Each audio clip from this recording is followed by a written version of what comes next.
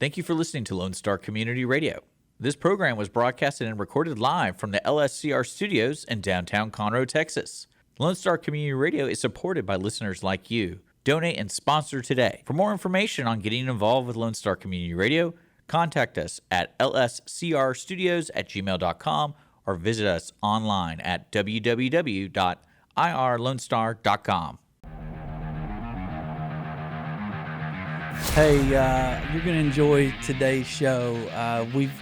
You know how we do things here at the Bridge Podcast, Texas. We are connecting commerce with community, and we've got some good ones today. I want to introduce our first guest, and a lot of you may know him, actually. He's a native Conroe guy. He's got skin in the game, so to speak, and has really put roots down here and made a big impact. And we've got Curt Maddux today, who is a city councilman and president of Conroe Golf Cars. So I'm excited for you to hear what he has to say about Conroe, the future, about his company, how the pandemic really kind of adjusted some of their plans, so to speak, to say the least, I guess. And yeah, I'm excited for you to hear what his vision is for and how he built this team, and that family first is what they really talk about most at Conroe Golf Cars, and he and his team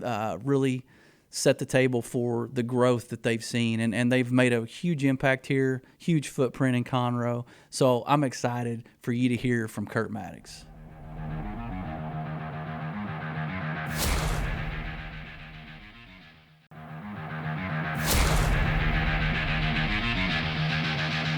Hey, welcome back to another episode of the Bridge Podcast.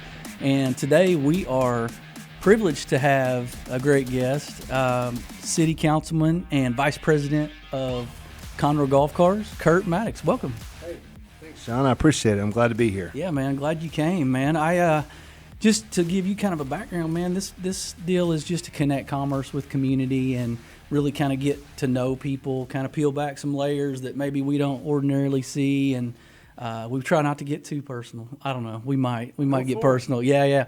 But I want to kind of know, just for my benefit, and hopefully there's maybe one other person out there. Man, how'd you get to the place you are now with Conroe Golf Cars? Like, coming up, I mean, you're native Conroe. Like, after school, what'd you do after that? And just kind of give us a lay of the land on that progression to where you are now. Well, John, actually my first job was really at Conroe Golf Cars. I was trying to pay back a debt to Mr. Sebastian that his son and I have been the closest of friends since we were about 8 or 9 years old, and I'd asked to borrow. I had a $20 check from my mom, and I said, well, Mr. Sebastian, will you cash it? And he said, how about I give you $20, and y'all go out Friday night, and Saturday you come and work for me.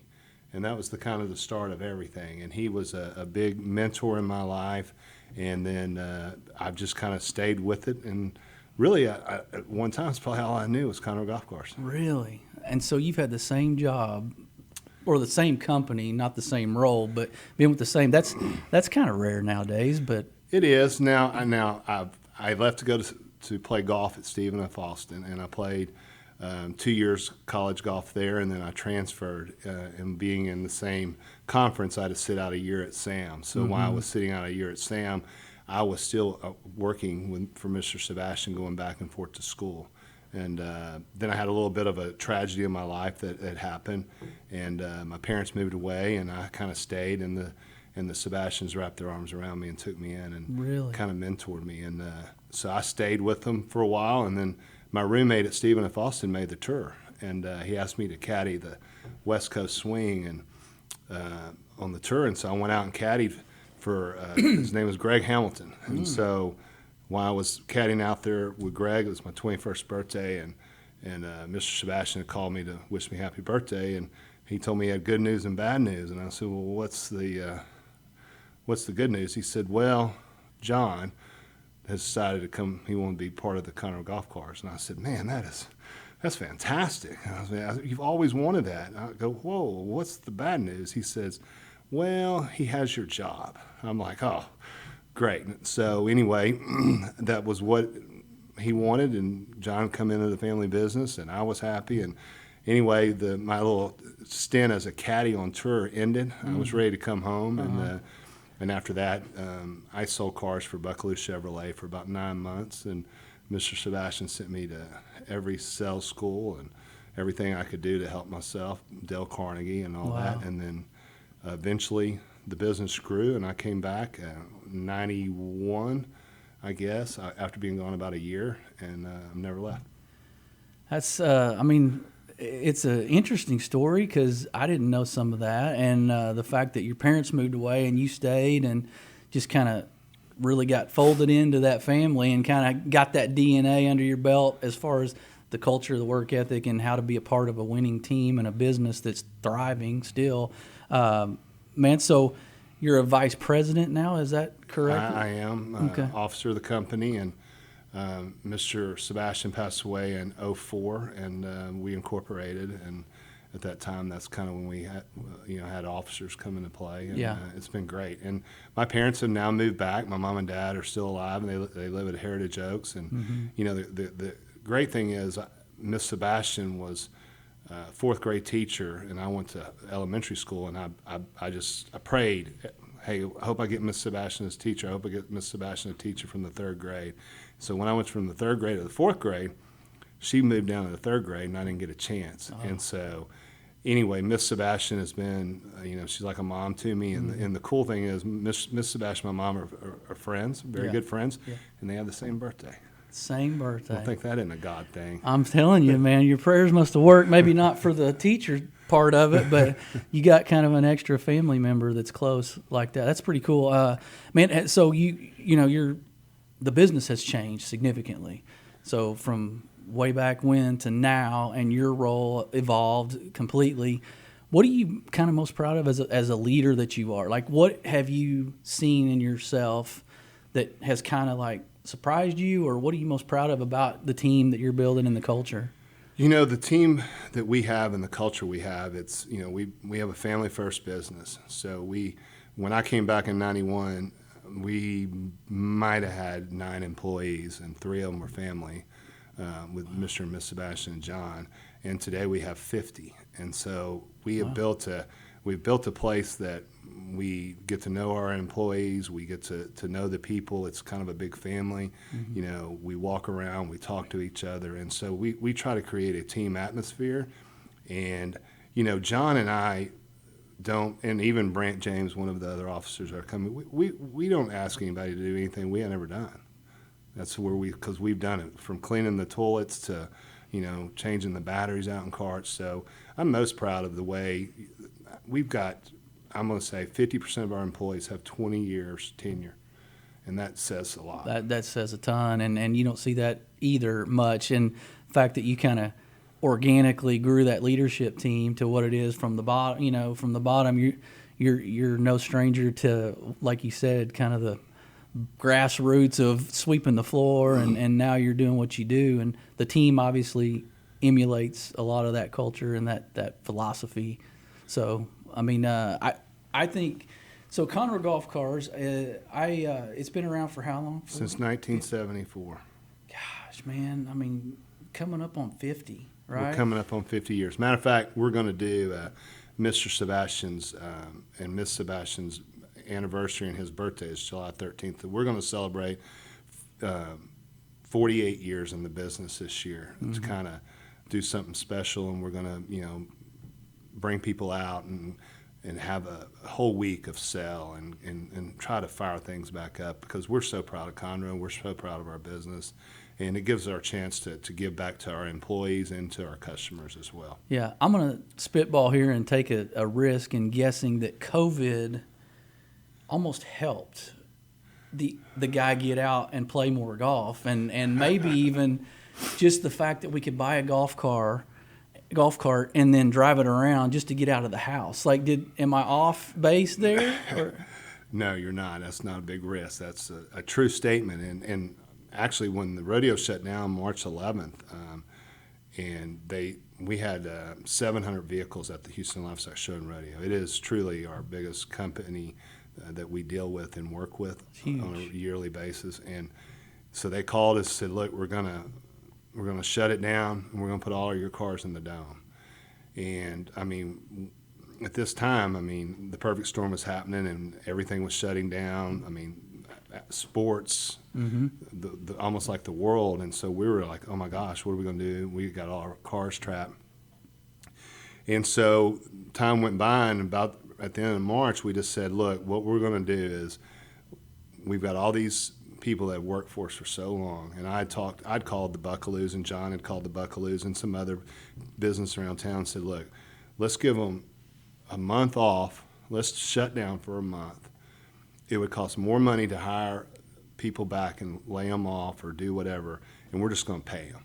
We'll pay everybody for a month, and let's see. Let's kind of circle the wagons when it's over and see what happens. So John and I forwarded all the phone lines to our cell phone in case someone called, and we didn't know what we were going to do. Wow. And then paid them anyway. We paid them anyway. Well, I mean, now they walk through wall for you. If they wouldn't already, they and will we now. will walk. I'm going to tell you, and we'll walk through a wall for them too. I mean, we got busy, because it was one of the things you could do outside as pleasure, whether it was, ride around or go to the pool or play golf. I mean, they were finding a way. These country clubs were playing golf, and they would open the golf course, and Carlton Wood. I'll just use Carlton Woods as an example. They called and said, "Look, can you send us 50 golf cars?" Because everybody's got to ride by themselves. Wow. And then it just started to be a trickle-down effect, and then we didn't have any cars. And then people said, well, we'll just buy them.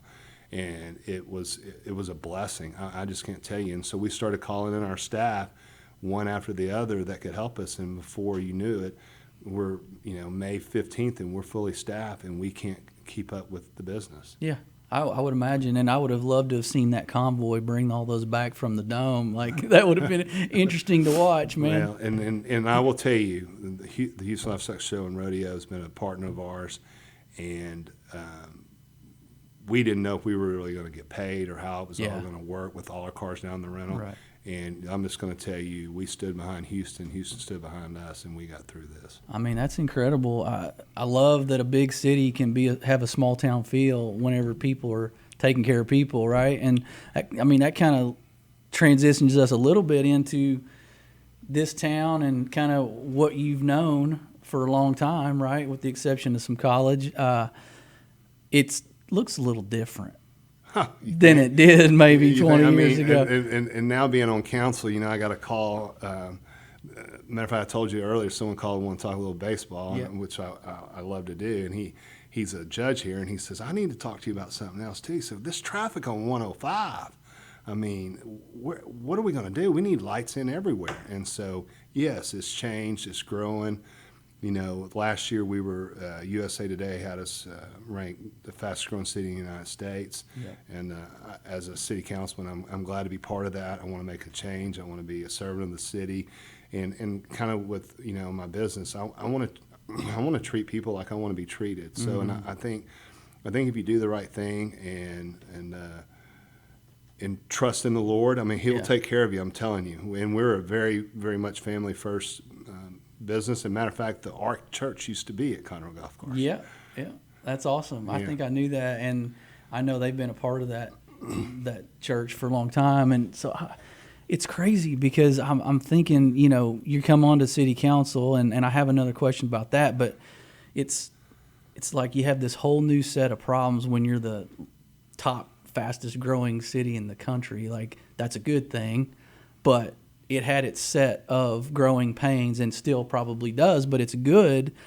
What would you say to the community right now that's kind of scratching their head going, I don't know if I want to be the fastest growing city in the country, because of all that's going, infrastructure changes, just different, we're trying to absorb all this population. So what do you say to that kind of average community guy like me? Well, I think that's a true statement. I mean, you can hear sometimes when they talk about businesses and stuff, you want to grow and grow and grow, and at some point being big isn't always great. I mean, and we even seen that, we had to change our whole business model from where we were selling, 500 and 600 cars a month because we were wholesaling cars and letting all these people that were out there selling cars, that we pulled it back in and became more of a retail operation. So we didn't we maintain the same amount of business, and we maintain a lot less problems. So I think with the city growing fast like that, I think we have a great council. I think we have a young council, and there's change is good. I used to be way against change, but change is good, and I think that the new council and the way we're revitalizing downtown and the things that we're changing and the improvements we're making, and I think the hotel and the new Oscar Johnson, and I mean that's the Oscar Johnson Center is a multi-generational facility that's never been seen before. We're one of the first, and we are the first, and the same thing with bringing in a 4-star hotel convention center. I mean they're wanting to already book it up, and I think it's great. Wow. Yeah, I mean, so this is your first stab at city government? My first and only so far. Okay, I was going to say, why now? Well, and I get this comment all the time that when I was young, I wanted to be I was so in love with the city. I loved being in Conroe. I loved being part of Conroe. I mean, I was a Tiger all the way, and I pounded my chest. I went to the pep rallies when I was a little kid. I went to the downtown pep rallies. I did it all. I mean, I loved Conroe, and all I wanted to do was be a servant and make it better. I want to be a servant of the city and make it better, and I just wanted to be so proud and to live in Conroe and everybody else to be proud. And so I told people, I'm going to be mayor. I would tell them when I was young. I mean, in my late teens and early 20s, I was going to be mayor. And so I hear the comment all the time. My uncle came in to watch my son play baseball yesterday, and I was wearing my city councilman jacket, and he says, I thought you were full of what when you said back when you were about 20, Uncle Curt, I'm going to be mayor of Conroe someday. And he goes, and now look at you, I'm about to be my 3rd year of city council. So man, oh man. Well, it's come full circle. You didn't predict city council, but there's still time, I guess, to make that other prediction happen down the road. I don't know. I like being a councilman. I might have been like getting the cart in front of the horse at that time, because it takes all 5 councilmen and the mayor, and we're a good team. And I'm telling you what. Yeah. Teamwork matters and unity matter, and that's what we need in Conroe, is to all of us to be on the same team and push forward. Yeah, for sure. And you're close enough to kind of feel the warmth, but you're not in the fire. Like you're not quite in there. I let Jody be in the fire. Yeah. Well, he's spunky enough and got the grit to probably handle it. He has done a great job. I'm very proud to serve under Mayor Chikoski. He's been a terrific mayor, and he's done a fantastic job. Yeah. Well, so what are, I guess, without maybe a spoiler alert or anything like that, I mean, what are you guys cooking? What's going on, like, kind of on the horizon that may be a, fun thing to kind of talk about on the streets of Conroe right now? What part you want to go to? Let's just go. Downtown. Like it already kind of. You know about have you seen the Mocha Food Hall that's coming in right behind Pacific Yard House? I did not. Yeah, so there's a Montgomery County Food Court Hall coming in. It's going to have different vendors. Actually, I did, because Table at Madeley's one. Yeah. Well, Table at Madeley's going in by Frank Jackson. Right. I went and toured that last week, and it is state of the art. Frank's ran. He's got all the bandwidth, everything needs to be to every food cart, to do concerts, to do video, to do conferences there. And yeah. I think what Frank's done is incredible, and I think the food court, the Table at Madeley's going to be great. Matter of fact, I'm going to try to do something for our 35th high school reunion there. Yeah. I was told, and then with the food court coming in, and 202 Main, and the Foss Brewery, and Corner Pub. I'm trying to get them all in. Red Brick Tavern. We'll just blanket statement that one, so nobody's left out. We got some cool stuff about to happen with some local vendors and establishments. Man, so you've got 2 kids that played sports at Conroe, and you were a golfer. What do you like about what's going on over at Conroe High, like sports wise? I mean, everything's kind of a buzz over there. We've got good leadership. It's kind of crazy. I'm gonna put a little heat on Coach Raymer, and hopefully you can push this off to him and let him see it. But Coach Hardiman got us to the playoffs in football. Yeah. Coach Mason got us playoffs in the basketball. Yep. And we're waiting on Raymer to get us in the baseball playoffs. There you go. I went last night. It looked good. And I watched yesterday's game. Berg had a no-hitter going to the last out. Oh, my gosh. Well, I think the table's set for that because, I've got two sons that came through Conroe, and one's actually coaching baseball now on one of the sub-varsity teams. And I'll make a bold prediction because they've been to a place where they were one game out, like for 2 or 3 years in a row, like they just barely missed it. COVID really turned everything upside down because I thought that was going to be the year they were really stacked. And I'll just make a prediction, and I won't jinx anything, but I'll just make a prediction. I think you'll be pleasantly surprised. Let's just go that route. I won't say it verbally. I will. I think I will.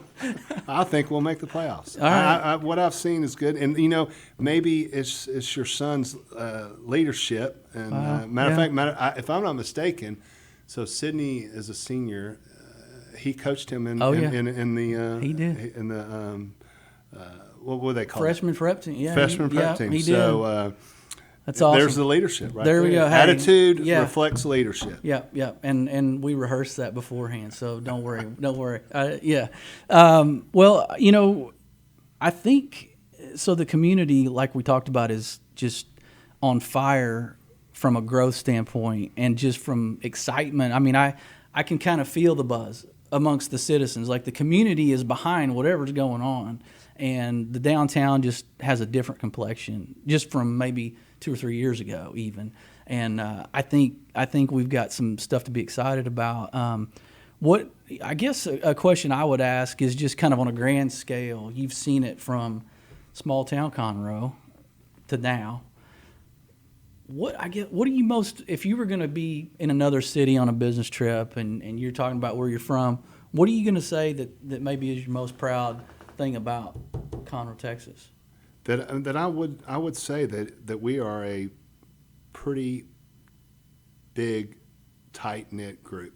Yeah. And I'm a Conroean. Yeah.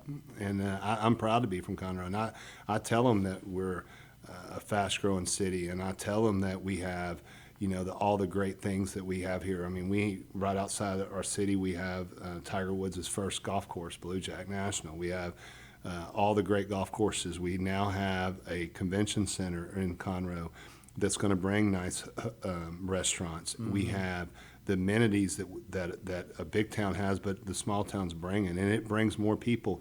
And what I'm most excited about with the infrastructure of the housing and the developments we're doing, it's going to make our schools so powerful and so great again, and they're going to beat their chests and say they're Conroe Tigers. And we've got a great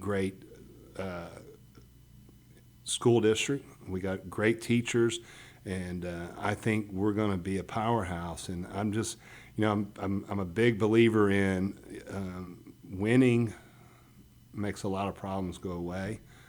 And I think once we build that culture of this is the town we're going to be again, I think we're going to grow off the charts. Yeah, and there's definitely areas that I see that probably could need, maybe needs a facelift a little bit. Some of the abandoned buildings that are still kind of lingering and look like to me in prime places to be. And there's a lot going on behind the scenes, obviously, that this average citizen doesn't know about, obviously.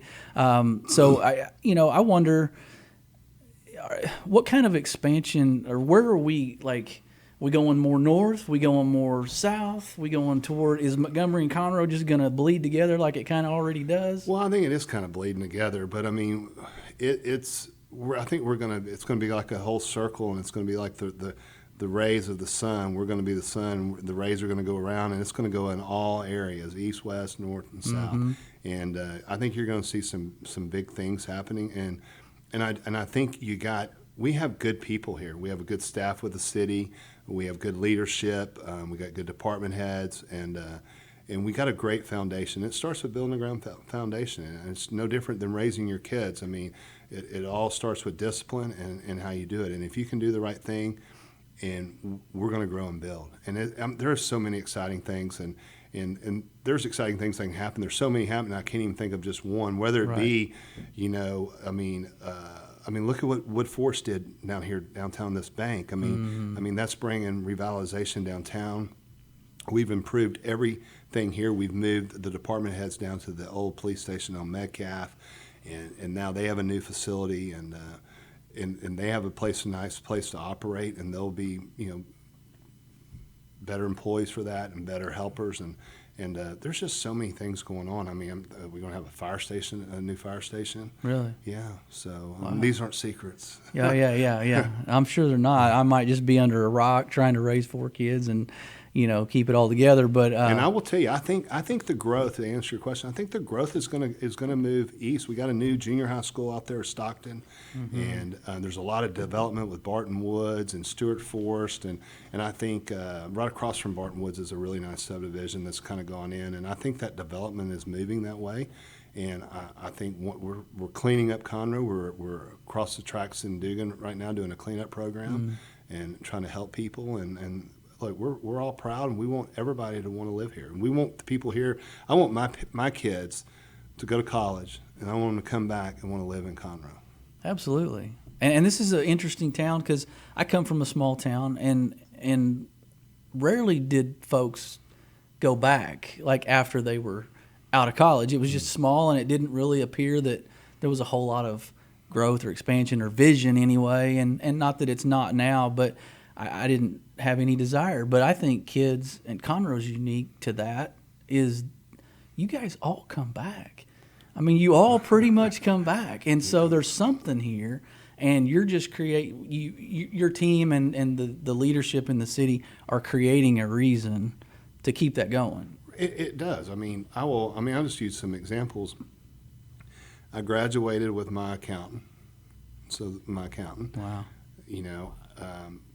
My 2 of my friends in school are dentists. They've moved back. They practice in Conroe. Okay. The doctors in my school have practice here. Yeah. And you got the bankers are still people I went to school with. So people want to come back here and live because it's been such a great community.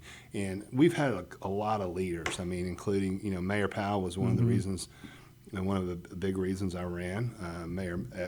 Former Mayor Metcalf was another big reason I ran. And we just have had good leaders. And when you have good leaders like that, then we want to stay. And our leader now, Mayor Chakosky, is a visionary. Yeah. And he has all these visions, and then he just likes to delegate after that. Did you hear me, Jody? Yeah. And, but he does, and he always kind of, he knows what our strengths are, so he'll put us in that area and let him see the vision, and he can move. He's a mover. He's young. Yeah, and he motivates too. Like, you can talk to him for 5 minutes and feel like you need to go out and do something. Oh, you get excited. Yeah. I mean, he can get you excited. He's a rah-rah guy, and I like that. That's good. Well, I'm going to have to get you to maybe get us turf on the baseball field, but that's a whole nother conversation. And I doubt you've ever thought of that. I doubt that's ever come up in your mind. there's I will tell you what, I I have talked about that. Today is Friday? I've talked about it 5 times this week. Okay. So, yes. Well, I see it happening in other areas, so I'm sure I see it happening in other areas. And one of the things is, number one, not a whole lot of maintenance of keep growing grass. Yeah. You never have a rain out. Yep. And therefore, there's a lot of things you can do. And all the other schools, it is true, got turf. And I think that I see it in our future. I just want to see it sooner. It makes them hard to say no. It makes it hard for them to say no when you are going to where you said we're going to go. Isn't that right, Coach Raymer, as we go to the playoffs? That's right. Well, he's going to kill me. I'm telling you. I think you're gonna get seats up in the nosebleeds from now on. But I appreciate your time today. Are you guys, so if Conroe Golf Cars is there for life at that location, you just going to take over that whole block, or is there plans to? You mentioned earlier you're kind of keeping your arms around the growth intentionally, but is there something down the road for that? Right now it's harder to do business now than it was at the start of COVID, and so right now every day we're having to change our business model because of of the demands there, the supply is not. And we haven't gotten a new gasoline golf cart from Easygo in over a year, and that's one of our vendors. Mm-hmm. So they have the same chips that go in a car, so they're electronic fuel injection. So, so we've had some struggles, but we've been very blessed. Yeah. And but I right now we've kind of got a 5-year plan to make sure we have a lot of mouths to feed over there, and we want to take care of them. We want to keep our employees because they're true family, and then we'll look at. I think we have one little piece. If we can get that one little piece, then we'll have the whole block. Okay. All right. Well, good. That's enough for me, and I can live with that for now anyway. Till the next time I see you, I might ask the same question. But no, I appreciate you coming, man. I appreciate the work you're doing and serving on city council, and just kind of the culture you've helped build over there, and you're continuing to, and the excitement that it sounds like you have for where Conroe's going. And so, hey, audience, this is exactly what I was hoping for. We got to talk to one of our city leaders and someone who's been here, who's got skin in the game to make Conroe better. So with that, he's been Curt Maddux. We've been The Bridge Podcast. Stay connected. All right. Thank you, John.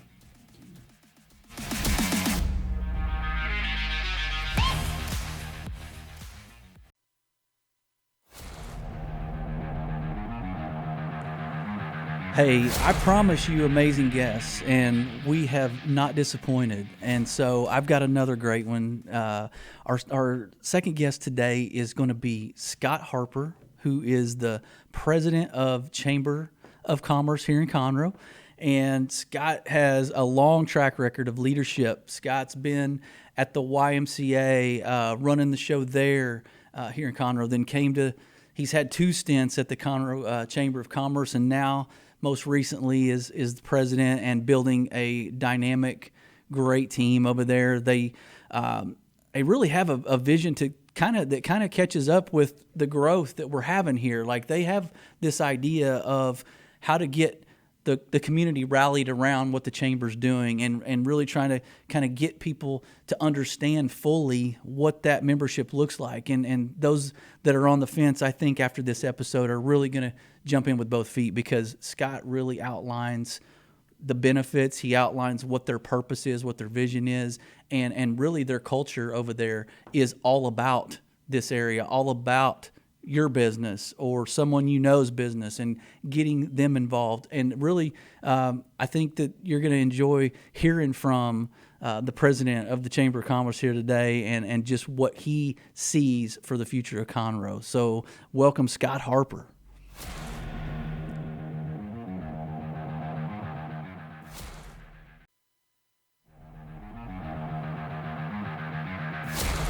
Welcome back to the Bridge Podcast. Those of you who see our guest already probably know who he is, but in case you don't, Scott Harper, president of the Chamber of Commerce here in town. Welcome. Thanks for having me. It's awesome to get to know a little bit about you that some of us may or may not already know. So we're going to ask you to let us see behind the curtain a little bit, and we're going to get a little bit of your background and talk about just kind of some exciting stuff you've done and are doing at the Chamber. And we appreciate all the work you're doing, because you guys definitely have a footprint. And so give us a little bit of an idea how you got to this point. Yeah, it's a crazy story. I've always been kind of a servant leader, always trying to give back in whatever way I can. And when I had worked for the YMCA for about 5 years in Tampa, and my dad started having some health concerns, and he was in Arkansas. And so I started looking for some positions to get me closer to him. And so we were 18 hours away, so that's a long way to be away from family, especially if they're going through some health issues. And so found the opportunity at the Conroe Y, and moved over in 2005 and was running that facility. And while I was there, I just found it was very important to get out in the community and meet the people and just start really developing relationships. And so I served on the board of directors of the Chamber of Commerce while I was the executive director of the Conroe YMCA. Wow. So that was my first. I had been asked to consider coming on the board. I did. myself and Tamara, her name Perry now, were the 30-somethings in the room with a whole bunch of old Conroe guys. Yeah. And we were in the ones kind of in the back asking questions. And so really got to understand what the chamber did. And then during that time, Stu Darcy had been with the chamber for a number of years. He decided to retire, and so they went through the process trying to find chamber people to take the job, and for some reason they wouldn't. Really? And they came back to me as a community person, and so that's when they hired me the first time, and then I was there about 4 years. We kind of dusted everything off, threw it all to the wall, saw what stuck, and really worked with the board and the staff to revitalize the chamber. I think some complacency had set in, and Sure. Technology had changed. Different ways to approach people have changed. And then the why kept coming knocking again, and so I had to make a decision. Do I continue a 11-year career, 10-year career with the Y, or continue a 4-year career with the chamber? And so I decided to go back to the Y, because my kids were getting ready to go into college, and I just had to think a little, short term to make sure long term made sense. And so we did that, and then I started back with the chamber in May. Brian Bondi, who replaced me, got another job in Granbury, closer to his family, where I think he just had his first grandchild. Okay. And so, and different things going on within the Y, and I was like, I wonder if the chamber will have me back. So I had a great community support from old friends that, supported me before. So I've been back since May. That's awesome. Yeah. So for those of them, us, me, that may not understand exactly what the Chamber of Commerce does. I mean, that sounds like a dumb question when I say it out loud, but maybe just kind of give us an idea of like, what's the reason, what's the purpose, what are you guys here to do? Yeah. Well, our mission is to build and help support the business community in our area. We need to be the voice of business, and sometimes, coming back for the second time, I was asking new members that I just met, what do you know at the chamber, and what about this? And they kept telling me, well, you do Lobster Fest and you do Taste Fest, and all they could tell me is the events that we did. And so I'm glad you asked the question, because we do so much more than that. And so we did a board retreat, and we're really looking at how we brand ourselves and how we communicate to the business community what we do. So what we really do in a nutshell is, like, we've got some great members that have been in the community for a long time, and we've got one of the most genuine community members from the wood forests and other large organizations, the other banks, the hospitals. And we're able to leverage their support from sponsorships and different things like that to help bring in seminars and trainings for small businesses that might have 2 or 3 people. Wow. And they can't afford to go to a conference. They can't afford to do these other things. So we try to educate and bring different topics to them so they can come to the chamber for no charge. Mm-hmm. Being a chamber member gets you that access. We're starting our new series coming up, and it's cybersecurity. We have things for HR. I know during COVID, they were doing some different things about, working with the SBA and how you can get your small business loans or your PPP loans. Mm-hmm. Because a lot of times these small organizations, they don't have that resource. And we're that resource. The other thing, we'll go to Austin, we'll help promote and advocate for certain laws, for or against, if they're going to have adverse or positive effects for businesses, from taxes to whatever it might be. And so that's the calling card of what the chamber needs to be, is to be that voice of business for those businesses. We've got so many small businesses, and even more that are popping up daily downtown Conroe. Yeah. It's really cool to see that evolution of what's going on down there. Oh, yeah. And sometimes they don't have the time or the resources, and for a nominal fee to be a member of the chamber, then we're that advocate for them. That's awesome. Full disclosure, I learned a lot right there in that 2 minutes, because there's probably a lot more people that, like me, that maybe didn't understand completely what you guys did. Like you said, everybody kind of put an event, tagged it to your name, and so I'm interested to know too, because I love evolution and growth and change and transition. Like, from the guy that was in the room the first time at the chamber, and you're asking all these questions until to now or to when you came back. Did you guys turn it on its head, or does it look a lot different than that it did before? And how does it? Yeah, that's a great question. I know when I got there, I was the young guy, and I was trying to, I wanted to take over the world.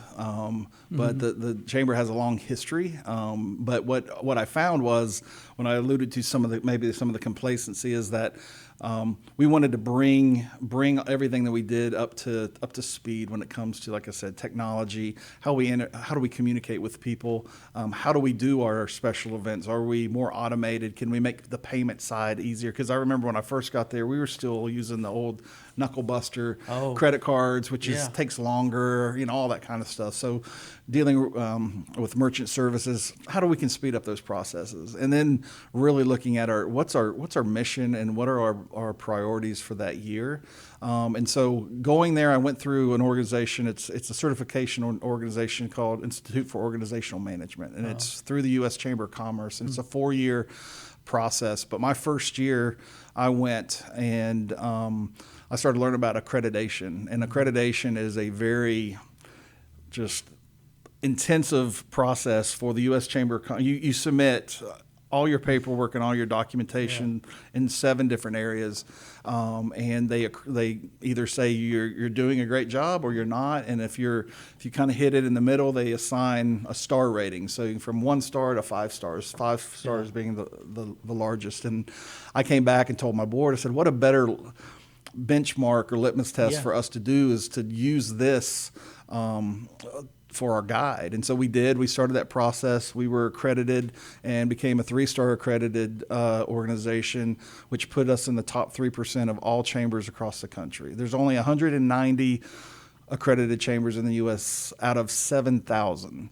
And so we are, and then we're the only one in Montgomery County, one of, I think, about 22 in the greater Houston area, or in Texas, and then it gets a little smaller. That was your vision to go do that program? Because I heard it from, people that weren't telling me what I should and shouldn't do. I'm in a conference it was the first week of my 4 years conference, listening to, if you want to establish yourself as a credible chamber, you should look into accreditation. And it was, when you're done with the packets, the information's that thick.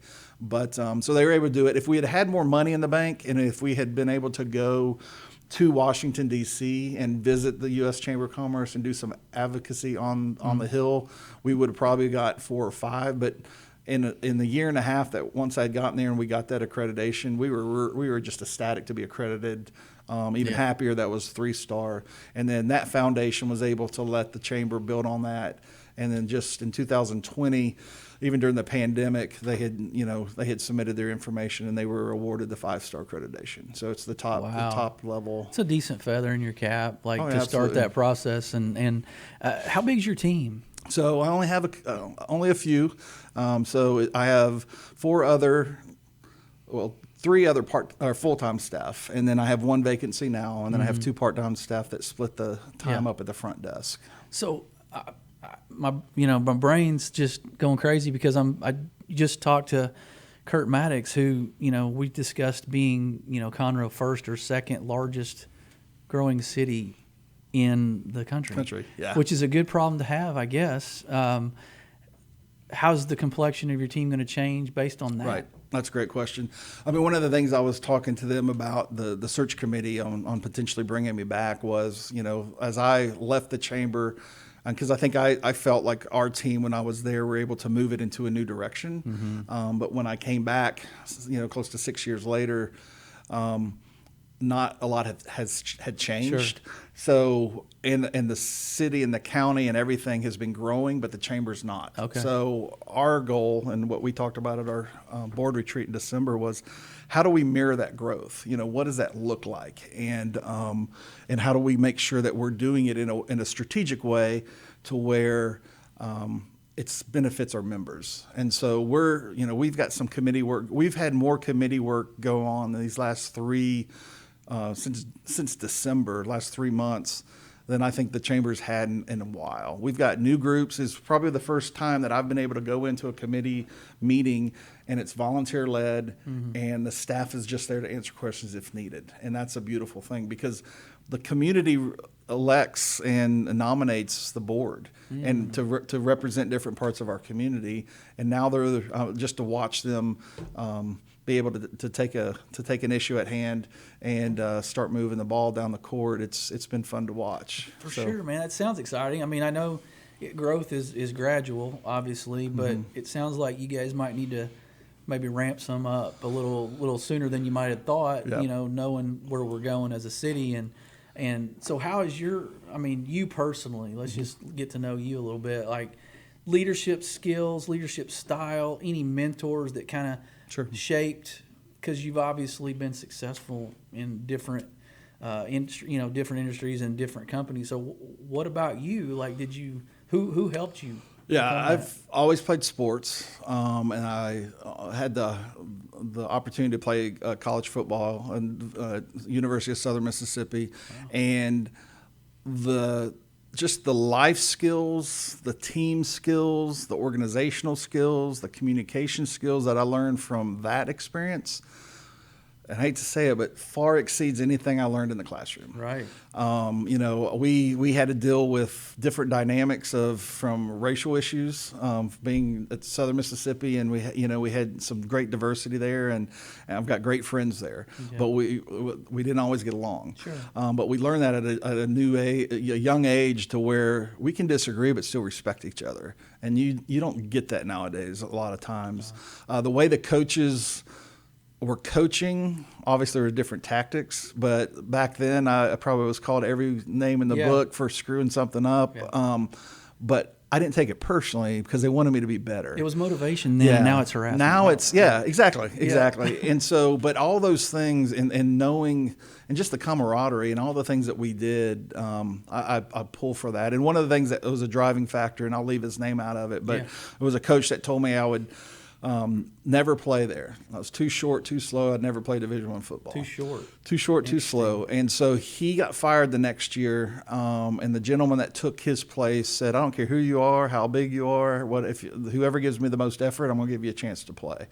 And he's the gentleman that gave me a chance to play. And then he told me, "I'll give you the chance, but it's up to you to stay on the field." Mm-hmm. And so I walked on, and I ended up earning a scholarship later on, which was cool. And I did it for the love of the game. I mean, now all these kids are just so spoiled and image different and things. likeness. Now they're making money at it. It's right? crazy. I still wouldn't have gotten any of that, but I mean, we just did it for that. But I think that molded to who I am, because I'm always about, building a great team, supporting them, being the coach when I need to. I always talk about knowing when to walk beside somebody, to just know that they're there behind somebody, to know that they have my support. Maybe I need to push them a little bit, or in front of them to protect them. Yeah. And as I think a good leader needs to know that every situation is different, and with the same employee, you might have to be in 3 different positions, depending on the day, depending on the situation, depending on what's happening. For sure.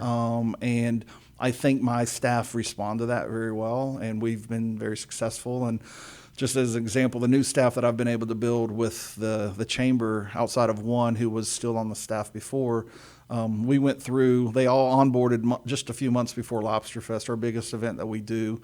And we had the most successful Lobster Fest with 3 of our full-time staff that had never gone through it before. Wow. And it was just like, these are our tasks. Lean on the volunteers, and we got great volunteers as well. But it's just knowing that you're a servant leader, and you're not, and I'm not. Different people in different positions. I don't really like the word president. I mean, I want to just be part of the staff. I mean, but there's times that you need to act like the president, but most of the times I'm acting like I'm just one of them, because I'm also the one with the truck in the back, and I'm moving stuff and cleaning stuff and helping the ladies do whatever they need to do. Does the football coach ever come out in you? It has, when need be. I mean, I think they don't. It's not as fiery as the football coaches, but it's but I think it's the analyzing, game planning, and and if we have a situation, sitting down and talking through them. As I imagine that we have a team meeting where we're all there and we're reporting out, and then when I'm one-on-one with them, that's kind of like my position meetings, because each one of them have their own responsibility, so I can talk to them at a different level but I've never, I've never have to be, I feel the people, when you hire the right people, they're going to put more pressure on themselves than I ever need to. And so to know if something messes up, or, that I'm going to be there to support them, because now, and seeing people and how coaches do it, and just for them, I'm not trying to establish my stature or my presence. I need to establish the fact that they know that I'm there to help them and support them. Well, it's good, because I think a lot of leaders, you hear hire against your weakness. So what you're not good at, find somebody that is good at that, right? And build a team. It sounds like you're building a team based on kind of a DNA that made you successful in that type of person, which builds that culture that's kind of a, branches off of kind of your personality a little bit. And even though everybody's unique, I think it's to your point of why Lobster Fest went well with a green team, right? And so that's important. And you said something earlier I thought was key, is that leaders, good leaders follow too. They know how to follow. Right. And sounds like you're, sometimes you got to pick up the pieces, yeah. right? Because you let people strategically not fail, but learn.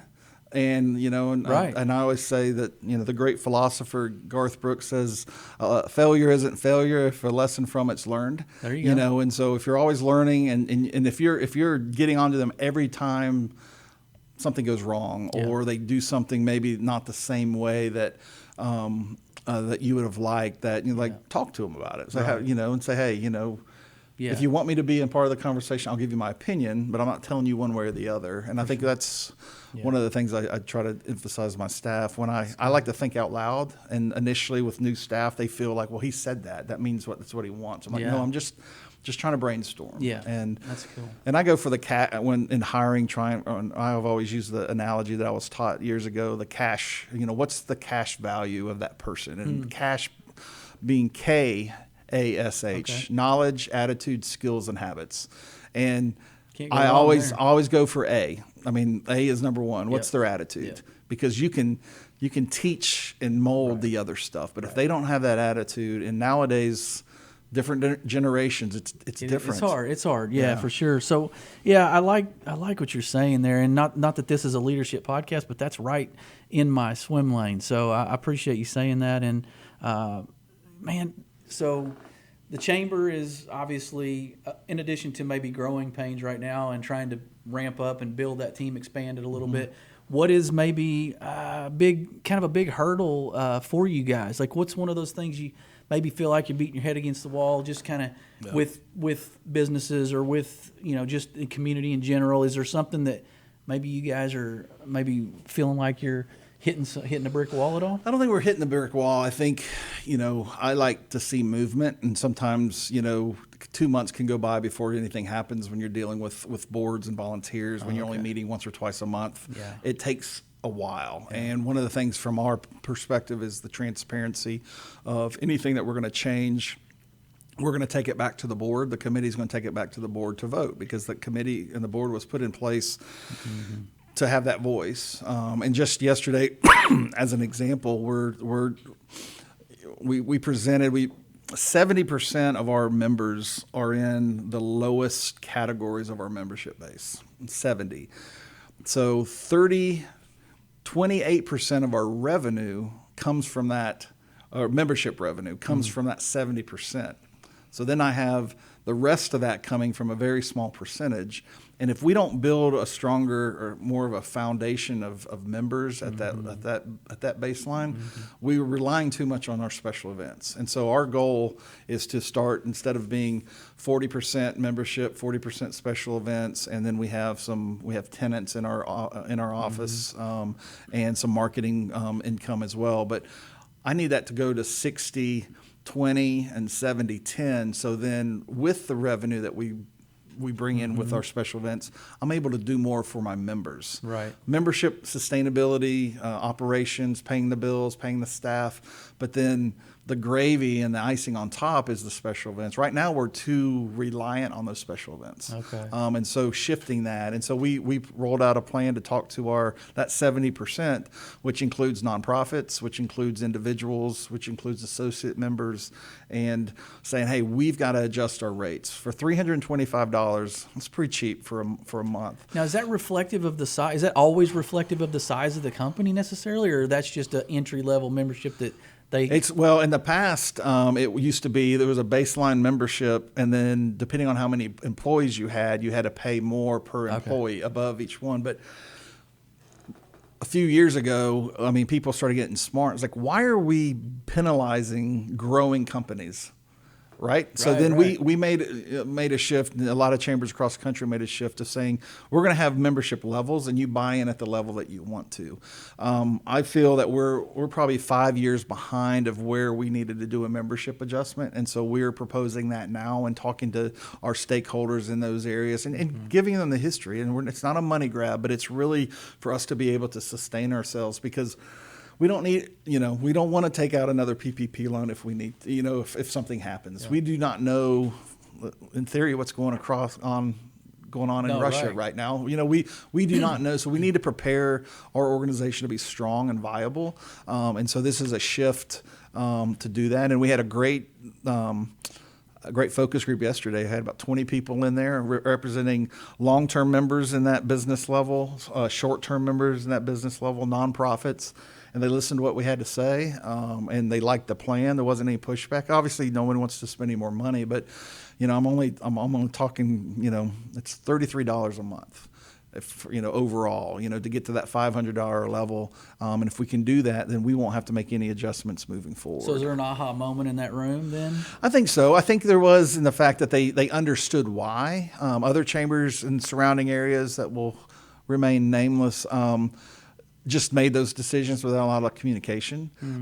They know and understand, and we'll work with the nonprofits to where there's a discount. But right now, the nonprofits are paying 50% of that, so they're paying $165 for a membership, but getting the same service.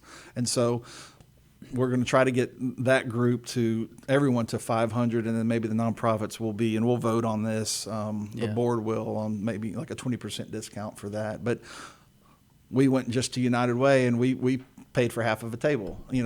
We'll give back in different ways and support them as they will support us. So that's not really a roadblock, but that's a transition we're going to. And I think also, and you alluded to it before, what's the staff going to look like?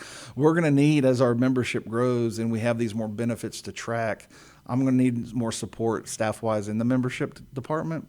And then also marketing and communications, because what we're finding is our small businesses don't have the luxury of having a graphic designer or someone that can put stuff together for them, and they're having to contract out with somebody. So if you're joining the chamber, you want to advertise in our printed directory that's getting ready to come out, you don't have a graphic designer, you pay $325 for your membership. You have to pay $1,000 plus for a graphic designer to give you a logo or an ad. Yeah. Then you turn around and give me another $500 to put it in to place the ad. Okay. That's close to $2,000 investment. What if you just had $1,000 investment and it included those other two things? Automatically, you're saving your business about $1,000, and you have an ad or a logo or whatever you might need to use wherever you want to, not just with the chamber. And so I envision my marketing and communications department to be, we have one person, she's a rock star now, but turning into 3 and 4 eventually, so we can service those small businesses in that way. Because it'll be at a fraction of cost of what they would have to do later. Yeah, and I was going to ask you, so you're reading my mind. If I was going to be one of those, I was going to ask, what's your message to that business owner that is on the fence, and you just answered that. So I just can't imagine that there's a reason why they wouldn't. And so I know you're going to get them there eventually, and you just have to assess where their expenditures are and kind of what makes sense and drive some efficiencies. And I think that's amazing. Like, how many members total now? We're right at 900. Wow, 900. 900 members, and our ultimate goal, and it's been higher, it's been lower, but we've initiated a new policy of writing them off on after so many days, just like collections, and we don't we remind them, but once, when they get past 90 days, we're writing them off. They're no longer, but they can always come back, but we're just not reporting them. Sometimes chambers and nonprofits like to keep numbers at a certain level. I like to tell how many people are actually paying, not just who's on the books. Yeah. No, that's so, good.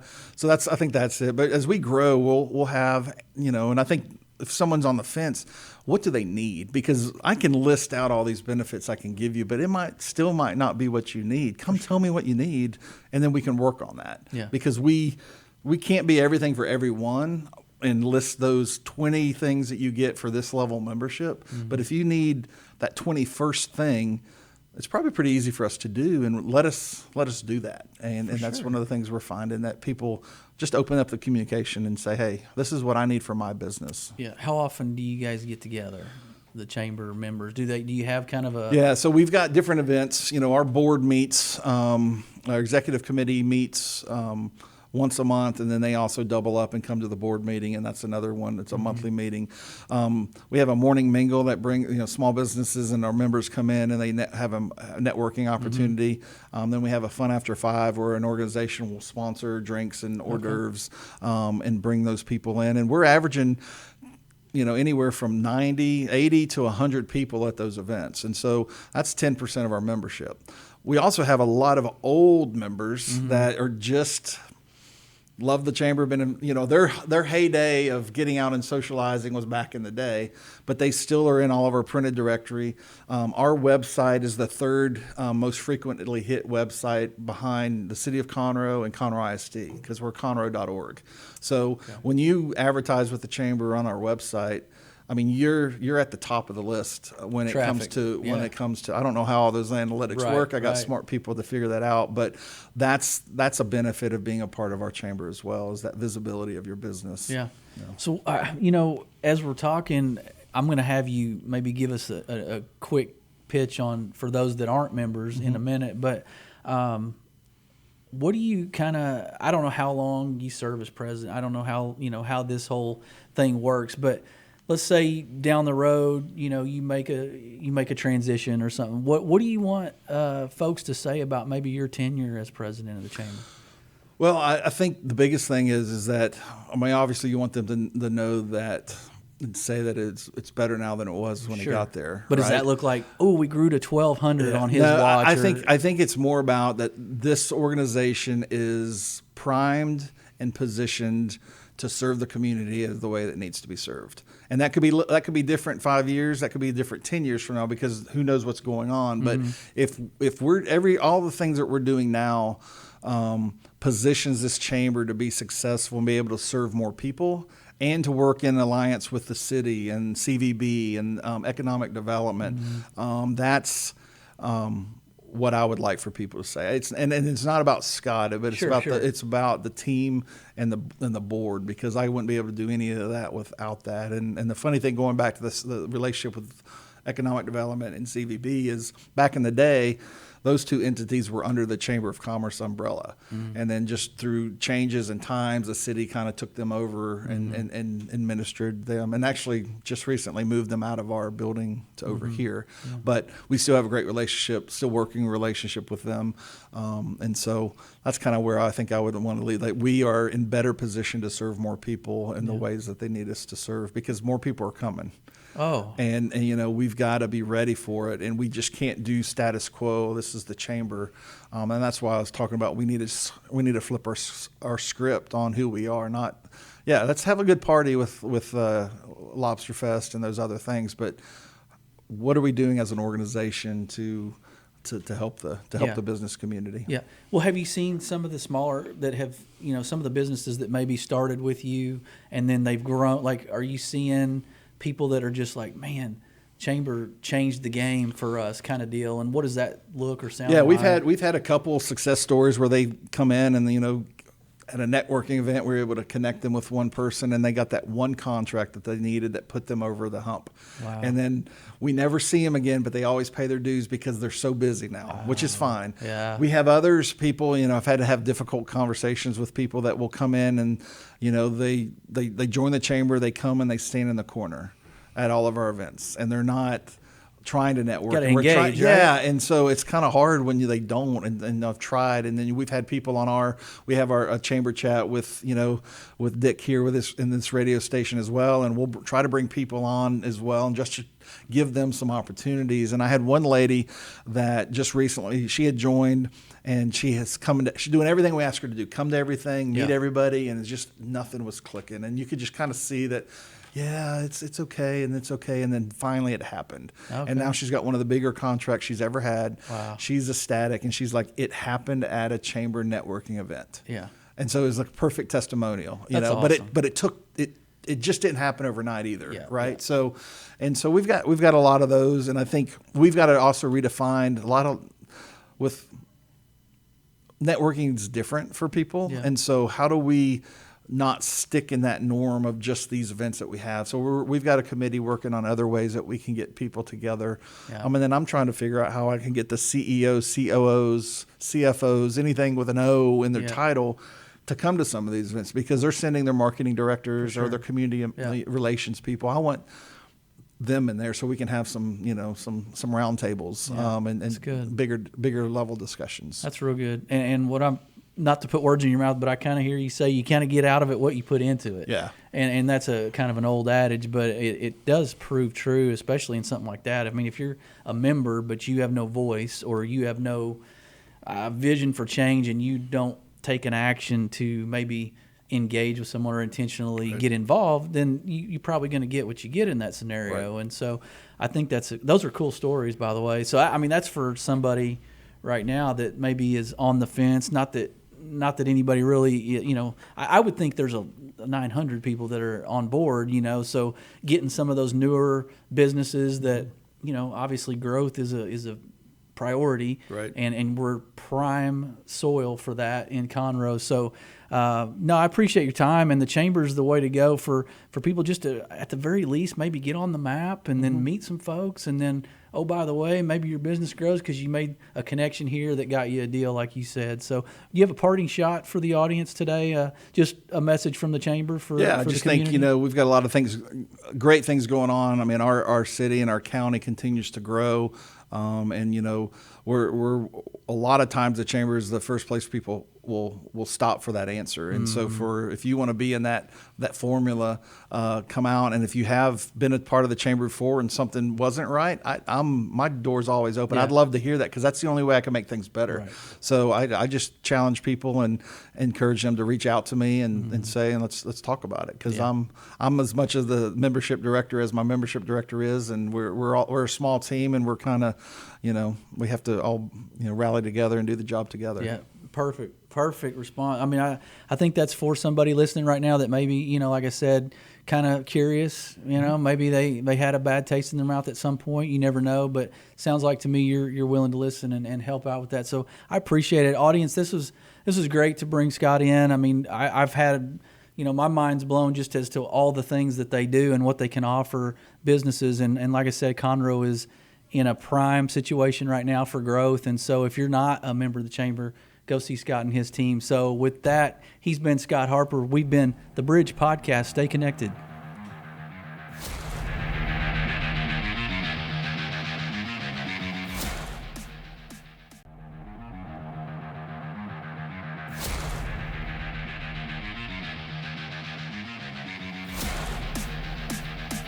Hey, this has been a great show today.